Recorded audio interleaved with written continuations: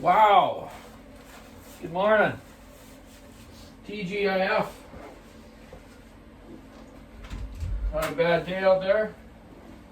Sun's supposed to be shining around noon and to bring us a fabulous weekend, that they say. Double digits. And I'm holding them to it.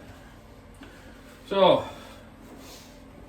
because I'm going racing tomorrow. I told you that the other day. I got this beautiful racing suit that was donated to me for my daughter, but she's not going to race, so I'm donating it to a young girl that's starting off down at the raceway. It's a beautiful suit, Italian Motors Racing, good MIR Cordura suit. She'll be happy with that for free. I like putting back into the sport. I've taken a lot out of it through the years. So, you don't want to hear all that stuff. Let's talk chainsaws. Doing a 661 right now. Haven't spent a lot of time on 661s, like trying to get them to go better or anything. They're pretty good the way they are. They got good torque.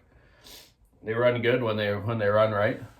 Had a lot of issues with the M-Tronic on those at the beginning. There was different control modules. They changed the cylinder.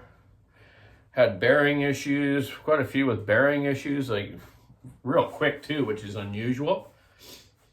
But overall, you know, they've been pretty good. They're a long bar saw, and there ain't anything that close to it, you know. Like the 390 is kind of equivalent, but that's a real popular one for me. I've been doing those for years after the 385.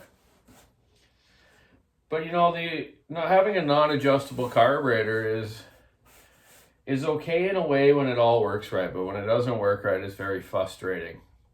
Some of the situations I've had with the 661, besides what I just said, are like, you know, the wiring harness. So if a guy tugs on or breaks a mount, you know, you stretch those wires, and inside they're so thin that it interrupts the whole carburation system from the main controller, which is, we used to call it coil, but they call it a control module now because it controls the spark and it controls the carburation. And it has, you know, built-in sensors, you know, for changing the weather, changing the type of mix in it and stuff. You know, it compensates for it. And even if there's a seal leak, it'll compensate for it sucking air, so it's gonna lean out if it sucks air, right? But it makes it richer to compensate for that. So if, you know, you could have a bit of a seal leak and it ain't gonna blow up, but eventually it will. You still have mechanical stuff like stuff in the screen of the carburetor, or, you know, general stuff like that. Ripped intake boots between the cylinder and carb. That was a few of them have done that. But yeah, overall pretty good. I would like to actually get an adjust. You know, I know in the U.S. for some reason, all of a sudden, like Madsen's and those guys, or some places down there, ended up having adjustable carburetor ones. And this fella brought me one, actually. It was modified by someone in Idaho or Iowa or something. And it had the adjustable carburetor on it, and oh man, it has some sort of control module ignition on it. Well, not a control module because it's an adjustable carburetor, so it was a coil. But that thing only revved like 10 grand or something. It was really weird. It was that it had such a rev limiter ignition on it. It was just disgusting. I hated it, and I told the guy, I said, "This is garbage, man." He says, "Oh yeah, but it was in the wood. It pulls hard." I go, "Well, perfect then, man." But out of the wood, it just sounded terrible. Yeah. Sounded like a major 4-stroke. Anyways, you know, that size of saw though, you know, like still through the years, you know, this old baby here, old school old 66 or 660, whatever you want to call them, originally started off as an 064, then went to 066, then went to 660. These were the best ever, man. The best ever. Guy could go to camp, run that thing for a whole year. You know, falling in a whole year would be around 225 days. He'd hardly have a problem with it. Maybe a couple clutch springs, a couple clips washers, maybe a mount. But overall, the best ever built. Guaranteed, man. You know me, I've been around. And, you know, never had bearing problems. You know, the odd one. I used to get some conrod bearing problems from guys over revving them and, you know, cutting air instead of the wood, like I've told you before. But not that many. So I'd like to get one with an adjustable carbon. Maybe try to, you know, switch over a coil on it. And, you know, the problem with that coil on there is it's a different flywheel. You got a magnet, dual magnets on it to run these new control units and coils on some models now. So it'd be interesting to do that. Actually, I'm gonna look into that. I need to get a buddy down in the U.S. to send me order me a carburetor. I can't order them in Canada through the dealership because of the EPA laws. They won't sell them to us in Canada, but in the U.S. they are, which is weird because they got some U.S. states down there, like California, have more higher emission laws than here. And they even have, you know, emission cops. So they come around and sniff your lawnmower or trimmer, and it's putting out too many emissions. They'll make you go have it rebuilt or tuned up or buy a new one. You know, we don't have that here yet, but we're not allowed to. Not allowed to sell old school ones, but there's still lots out there. You can't just go around and take everyone's stuff away from them. But eventually it'll all change. All that stuff will wear out or blow up, and then you have to buy the new stuff, right? That's the way it is. So yeah, I'd like to do that with a 661. See how it goes. I'm also doing a 461 today, which we still have a few in stock. They're just a good old school. They do have the more, you know, pretty basic porting. You know, they're case fed transfer, which is fine. They work good, you know. Done lots of these. I keep the original coils on them, which I've mentioned before with the rev limiter, and they work just fine. Biggest gain on these is, you know, just doing the exhaust, putting a bark box on it, or a dual pipe system on it, or two sides on the muffler with screens, like the way I've always done them for years, you know.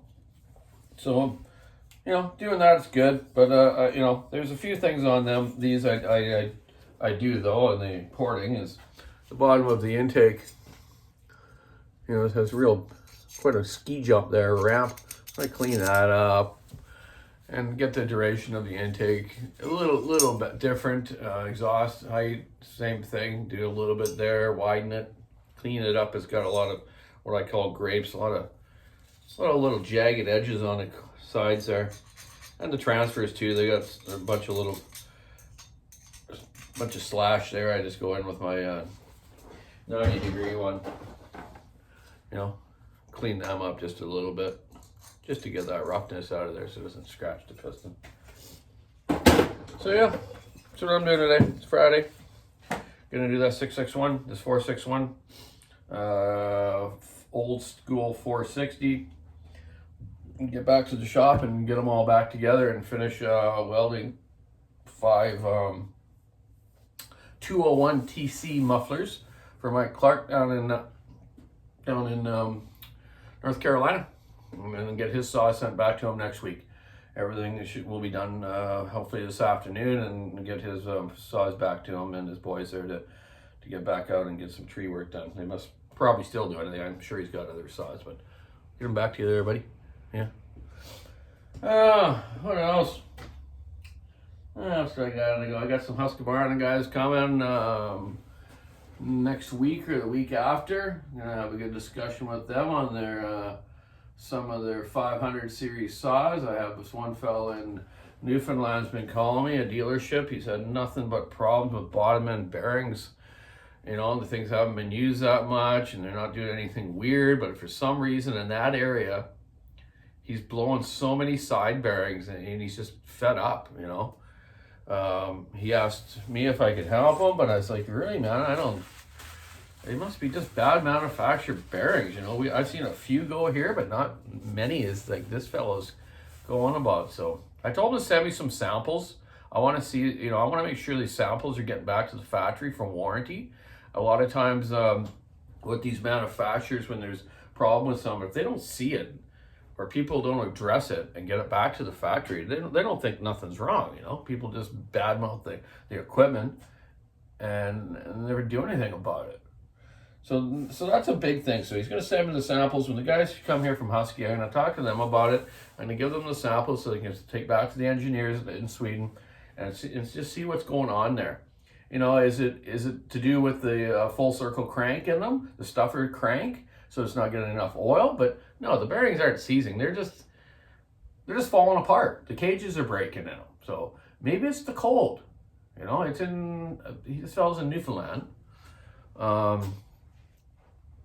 But then, you know, it's weird too, you know, like I don't understand it. I think it's just a manufactured bearing, sort of like some of the Stihls bearings I've seen lately that go in like little 261 and stuff. You know, they just fall apart. It's not from lack of lubricant or anything. It's just bad bearings, just like the odd one in the 661 that happened. You know, guy said, I saw I was racing something wrong with the throttle, so grab the crank, click, click, click, click, click. Oh man, it's sucking major air through there. And you know, a lot of people say that, you know, those Nylite cage bearings are crappy. No, that's not the case, man. Nylite cage bearings are pretty much the best. Some guys are going on about ceramic bearings. I don't know. Prove that too. I know a couple guys that got them and instantly those things blew up. So the Nylite cage proper built bearing is pretty much the best. Used in many of racing engines, like my 36 horsepower Vortex here, you know, made in Italy. They got Nylite cage bearings. They don't blow. So it's all that is manufactured. You got to remember too, steel cage bearings. If that steel cage breaks, where does it go? It goes from the bottom up to the transfers, up the side of your piston. It wrecks the piston and cylinder. At least the Nylite cage ones will just melt and ball up and break, and you know, maybe gets a little bit of stuff in the head or something, you know, just melting in there. But you just get the crank will wobble and suck air, then it'll you know, stop running, obviously, or not run right. So you can at least get in there and change them, but you saved your piston and cylinder, which have gotten awfully expensive now. You know, just a piston now lately for a Stihl in Canada here, Canadian price, you know, a piston's $225. The cylinder kit's like $450, $500 now. You know, so wonder you get people like don't mind buying the aftermarket ones, but they're not the quality. They've gotten better, but you know, if you're a faller or a tree company or something, you want good OEM stuff that's going to last and work right. For an average firewood cutter, you know, if a guy takes an old saw and is rebuilding it and just wants to buy $100 aftermarket cylinder, well, there's nothing wrong with that. I see nothing wrong with that at all. I don't like doing them, and I told you that before, but do them yourself. Learn how to do it. It's only nuts and bolts. If you need help, I'll teach you, or just watch other videos of mine you've seen that I've taken apart and put together. I don't do a lot of those because it takes so much time, and you know, don't have a lot of time to do that, as I'm gotta get these other ones ported in and out for all my work saws I do. I got roughly about 50 to do right now, so I better get out of today. Donny Walker should shut up and get to work. I just took a break though. I just finished that 661, so I was just having a couple slurps of coffee and checking out what I need to get ready for tomorrow racing, which ain't much. I'm just gonna do a gear change in my cart, change my oil in it, make sure my carb float's set right, and away I go. I don't care if I run 5th, 10th, 1st, 30th, as long as I have fun and get to race with someone, you know, passing, getting past. Yeah, it's all good, man. It's no fun being out front by yourself.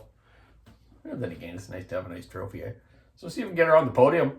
And after racing tomorrow, coming up to Johnny's, a bunch of us are going to get together in his new man cave, which is going to be the official first kind of little get together in there, and I'll do a little video of that tomorrow night. Playing some pinball, some pool, foosball, and darts. Yeah, got everything in there. Wait till you see it. Great sound system he's built in there too. Good work, Johnny. Proud of you there, buddy, to fix that place up. Good stuff. So hey, keep your saw into it, stick on the ice, rubber on the road like I will tomorrow. And have a great day. Hopefully my GoPro works tomorrow. My daughter's going to be with me, I hope. So I'll get her to turn it on and off and see what we can do there. Okay. have a great weekend, and we'll talk to you next week. Enjoy this early spring that's here.